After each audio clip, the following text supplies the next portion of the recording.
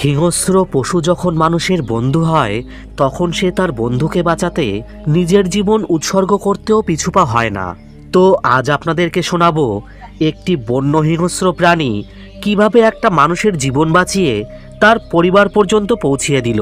তাহলে চলুন শুরু করি এসএম মুভিস স্টোরির আজকের নিবেদন। কাহিনীর শুরুতে টাও নামের একজন লোককে দেখানো হয় যে তার বন্ধুদের সাথে মিলে শিকার করার জন্য বেরিয়েছিল। কিছু দূর আসার পর সে তার সব সাথীদের শিকার করার জন্য তৈরি হতে বলে, আর এবার তারা শিকার করার জন্য একদল জংলি মহিষের উপর নিশানা করে এবং ওই মহিষগুলো তাদের থেকে কিছুটা দূরে দাঁড়িয়েছিল। এরপর টাও আর তার সাথীরা ধীরে ধীরে মহিষগুলোর দিকে এগোতে শুরু করে এবং টাও আদেশ করতেই সবাই একসাথে ওই জংলি মহিষগুলোর ওপর আক্রমণ করে বসে। কিন্তু ওই জংলি মহিষগুলো খুব সহজে হার মানার ছিল না, আর তারা নিজেদেরকে বাঁচানোর জন্য মানুষগুলোর দিকে দৌড়িয়ে আসতে শুরু করে। তবে ঠিক তখনই টাও আর তার সাথীরা একসাথে মহিষগুলোর দিকে বর্ষা ছুঁড়ে মারে।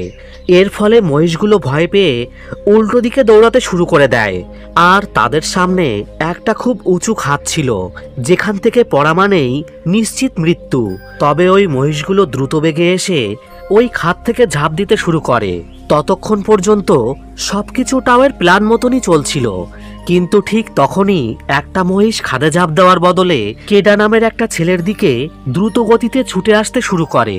কেডা তার জীবনে প্রথমবারের মতন শিকারে এসেছিল, তাই মহিষকে তার দিকে ছুটে আসতে দেখে সে ভয়ে পালাতে শুরু করে, আর মহিষটা তখন এসে তাকে জোরে ধাক্কা দিয়ে ফেলে দেয়।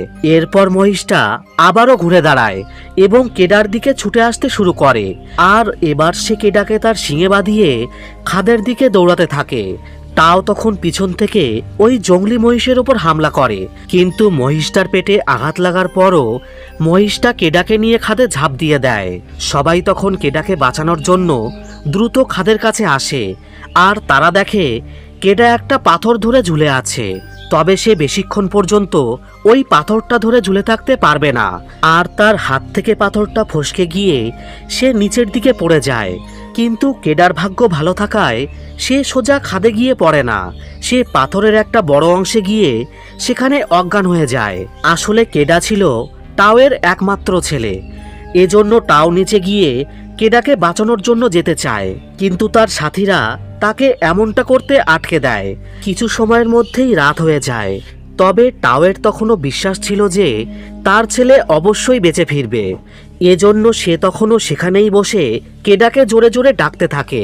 এদিকে সে গ্রামের প্রধান হওয়ায় বেশিক্ষণ পর্যন্ত সে সেখানে থাকতেও পারবে না, কারণ বরফ গলতে শুরু করার আগেই তাদেরকে খাবার নিয়ে তাদের গ্রামে ফিরতেই হবে। এজন্য পরের দিন সকালে টাও কয়েকটা বড় পাথর রেখে সেখানে কেডার জন্য শেষবারের মতন প্রার্থনা করে, আর এরপর সে সবাইকে নিয়ে সেখান থেকে চলে যাওয়ার সিদ্ধান্ত নেয়। অন্যদিকে নিচে কেডা তখনও অজ্ঞান হয়েছিল।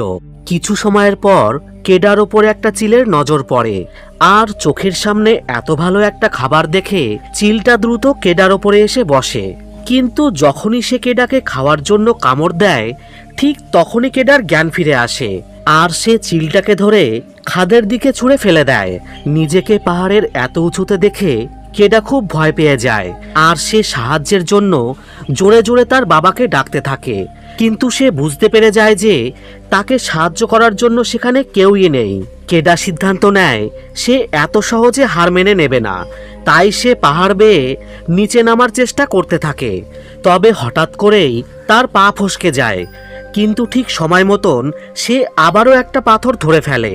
ওই সময় তার পায়ের নিচে আটকে রাখার মতন কিছুই ছিল না, আর সে বেশি সময় পর্যন্ত শুধু তার হাত দিয়ে ধরে ঝুলে থাকতেও পারবে না।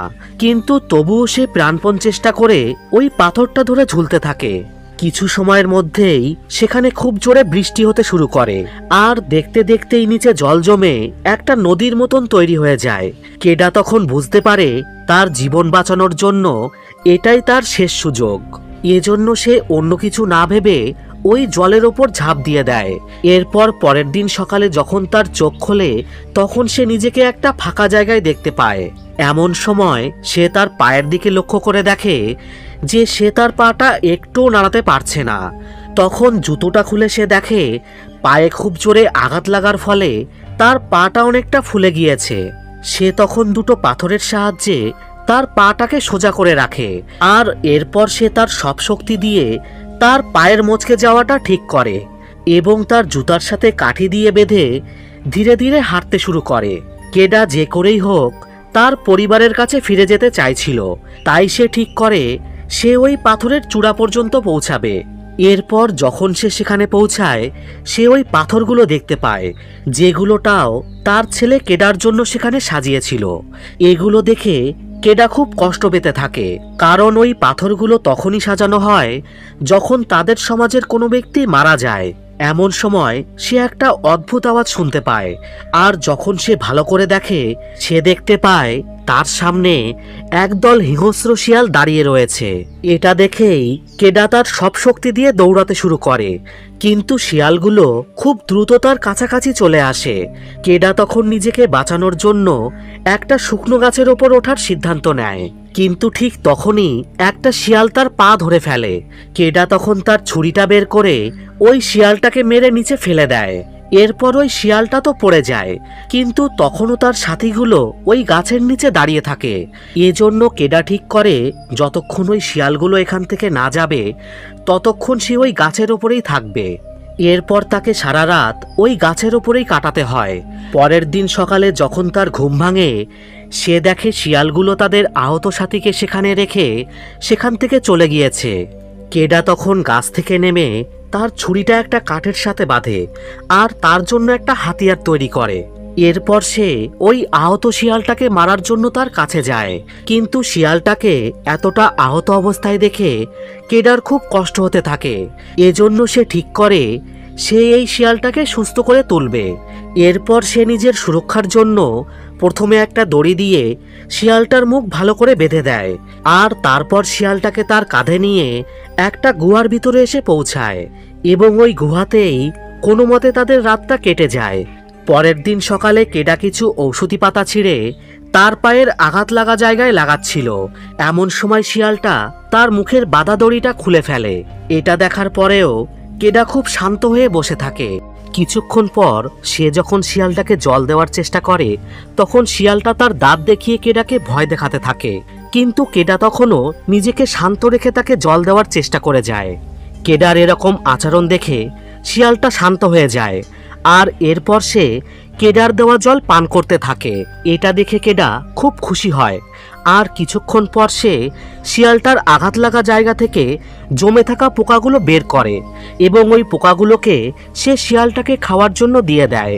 কেডা বুঝতে পারে তাদেরকে বেঁচে থাকার জন্য কিছু একটা শিকার করে আনতে হবে, তাই সে ওই গুহা থেকে বেরিয়ে একটা খরগোশ শিকার করে নিয়ে আসে।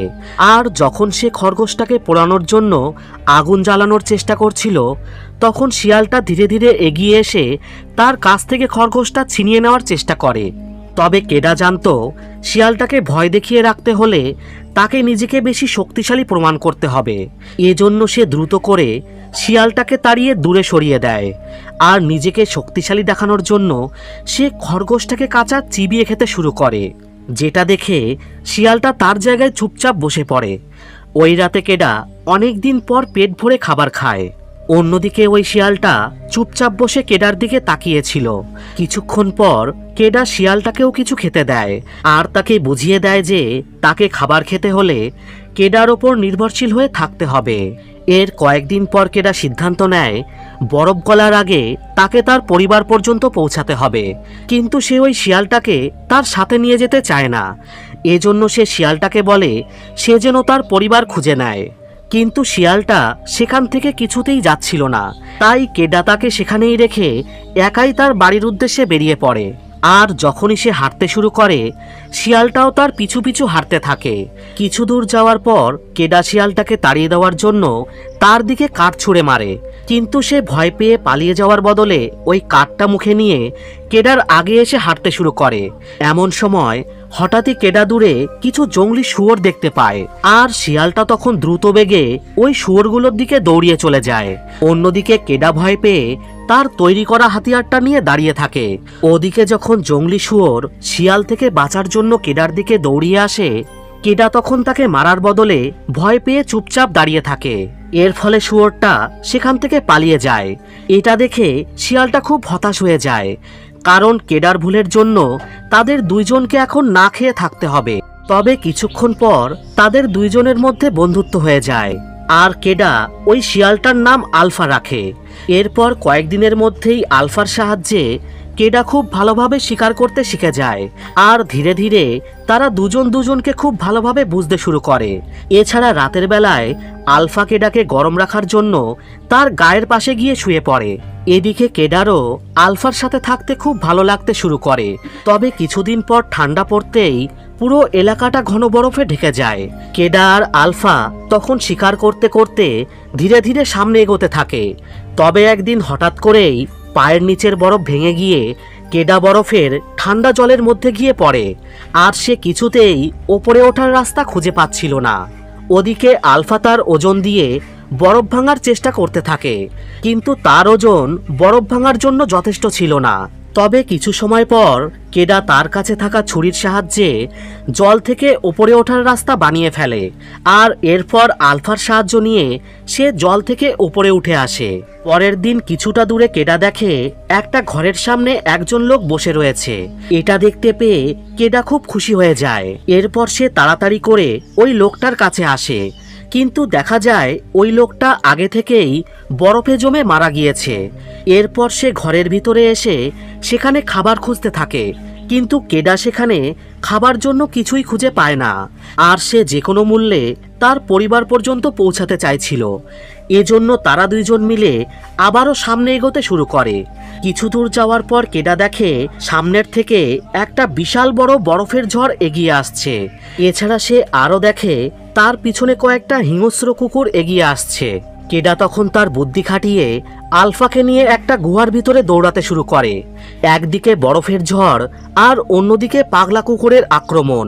তবে তারা ঠিক সময় মতন গুহার ভিতরে এসে পৌঁছিয়ে যায়, আর ভিতরে এসেই কেডা আর আলফা মিলে ওই কুকুরগুলোর মোকাবিলা করার জন্য তৈরি হয়ে যায়। তবে কিছুক্ষণ অপেক্ষা করার পর কেডা বুঝতে পারে যে নিশ্চয়ই কুকুরগুলো ওই বরফের ঝড়ে চাপা পড়ে মারা গিয়েছে। এজন্য সে মনে করে তাদের হয়তো বিপদ কেটে গিয়েছে। কিন্তু আলফা তখনও দরজার দিকে মুখ করে হামলা করার জন্য তৈরি হয়েছিল, আর কিছুক্ষণের মধ্যেই সেখানে কালো রঙের একটা চিতাবাঘ আসে। কিন্তু কেডাকে বাঁচানোর জন্য আলফা চিতাবাঘটার সামনে এসে দাঁড়ায়। এরপর তাদের দুজনের মধ্যে ভয়ানক লড়াই শুরু হয়। এদিকে কেডা দেখে সে যদি কিছু একটা না করে তাহলে আলফা নিশ্চিত মারা যাবে। তাই সে সাহস করে চিতাবাঘটার দিকে একটা তীর ছুঁড়ে মারে, আর তীরের আঘাতে চিতাটা মাটিতে লুটিয়ে পড়ে। এরপর কেডা আলফাকে ডাকতে শুরু করে, আর ওদিকে আলফা আহত হয়ে পড়েছিল। তবে কেডার ডাক শুনে সে ধীরে ধীরে উঠে দাঁড়ায়। তবে সে এতটাই আহত হয়ে পড়েছিল যে সে আবারও সেখানে পড়ে যায়। কেডা চাইছিল সে যেভাবেই হোক আলফাকে তার সাথে নিয়ে যাবে, কারণ আলফাই তাকে অনেকবার প্রাণ বাঁচিয়েছে। পরের দিন সকালে তারা দুইজন মিলে আবারও তাদের গন্তব্যের দিকে যাওয়া শুরু করে, এবং কয়েক ঘন্টা পর কেডা একটা নিশানা দেখতে পায়, আর ওই নিশানাটা তাদের গ্রামের দিকে যাওয়ার জন্য তৈরি করা ছিল। এর মানে তারা এখন তাদের গ্রামের থেকে সামান্য কিছুটা দূরে রয়েছে। ওদিকে ধীরে ধীরে চোটের কারণে আলফার হাঁটার গতি কমে যাচ্ছিল, আর কিছু সময়ের মধ্যেই আলফা বরফের ওপর পড়ে যায়। তবে কেডা চাইছিল সে আলফাকে নিয়ে যে কোনোভাবেই তার বাড়ি পর্যন্ত পৌঁছাবে, কিন্তু আলফাকে দেখে সে বুঝতে পারে যে আলফা আর কোনো মতেই পায়ে হেঁটে এগোতে পারবে না। এজন্য সে আলফাকে কোলে তুলে নিয়ে সামনের দিকে হাঁটতে শুরু করে, আর এভাবেই সে পুরোটা রাত চলতে থাকে। এবং পরের দিনও সে তার মনের জোর নিয়ে অনেকগুলো পাহাড় পার করে, আর অবশেষে সে তার গ্রামটাকে দেখতে পায়। কেডা তখন আলফাকে নিয়ে তার গ্রামের ভিতরে ঢুকে পড়ে, আর সেখানে এসেই সে আলফাকে নিয়ে পড়ে যায়। তাও তার ছেলেকে জীবিত অবস্থায় দেখে পুরো অবাক হয়ে যায়। সে তাড়াতাড়ি করে কেডাকে তার কোলে তুলে নেয়, আর তখন সেখানে কেডার মাও চলে আসে। তারা দুজনে তাদের ছেলেকে ফিরে পাওয়ার আশা তো একদম ছেড়েই দিয়েছিল। কেডাও তার মা বাবাকে দেখে প্রচণ্ড খুশি হয়ে যায়। এরপর কেডা তার বাবাকে বলে, আলফাকে যেভাবেই হোক তুমি বাঁচিয়ে তোলো। আর একথা বলেই কেডা সেখানে অজ্ঞান হয়ে যায়। এরপর যখন তার জ্ঞান ফেরে তখন সে দেখে আলফা অনেকগুলো বাচ্চার জন্ম দিয়েছে। এর মানে আলফা একটা মেয়ে শিয়াল ছিল, আর এতদিন সে গর্ভবতী অবস্থায় কেডাকে শাপ দিয়েছে। এই সমস্ত ব্যাপারটা জেনে আলফার উপর কেডার ভালোবাসা আরও বেশি বেড়ে যায়।